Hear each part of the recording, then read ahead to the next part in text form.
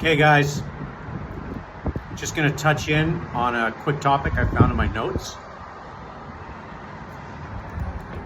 And I touched on this in other videos, but as we go through this journey together, thanks for being on my journey, by the way. I hope you're enjoying the ride. Stuff is going to come up, and then different angles of that stuff, and I'm going to start making more connections with the stuff that has happened to me. And so I'm really seeing so much value in talking through this story and sharing it. Because you'll notice on these videos, even my eyes twitch, and then I look up and I don't have notes, I'm just thinking. And what I was thinking about is the way that Rehab introduced me to 25, 35, because some are in and out as you're there, 35 different people, okay?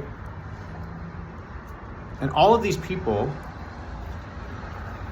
are using substances in their life. All of these people are having detrimental experiences with substances, right? Their life is being interfered with, just like mine was. But they're all doing it for different circumstantial reasons. Substantially the same reasons, but the accidental reasons, there's some philosophy for you. The accidental reasons are all different.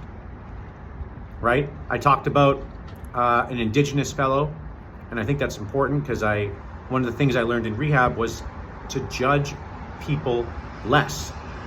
And growing up in small town Alberta, it was in my brain to kind of judge Indigenous people slightly more than someone else, right? Or to make an assumption about them, right? And then I met this guy,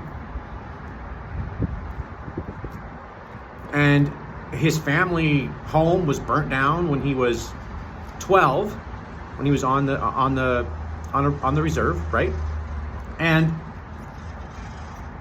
I had to consider, like, if that had happened to me, gosh, I might have got into all of the things he got into. And I mentioned the girl this woman really, who had lost her daughter at 3 months old, and how losing her daughter had driven her to addiction. And how if it was my sister, I would totally understand. Like, it would even be an expected outcome that something dark would happen in her life. But the reality is, me being given the opportunity to connect with these people in rehab and not judge them as much anymore, and hopefully continue post-rehab to not judge similar avatars in the world to the same extent as I previously had. Well, guess what that did? That made me third-party my own life at a 10,000-foot view and not judge myself either, right? I didn't realize this until I made that video when I first talked about it, about rehab and what I learned. So giving the opportunity to be in rehab with other people who are also struggling with what you're struggling, it's like one massive group therapy session for 3 weeks where, it's like going to an AA meeting. People go to the AA meeting and they see other people who have a problem, and it encourages them. And maybe it encourages them by judging themselves less and realizing that other people do what they're doing for similar reasons with different accidental circumstances. And so a big way that you can become sober from whether it's alcohol, booze, pornography, sex addiction, food, exercise, if there's anything that's being repeated in your life as an addictive pattern,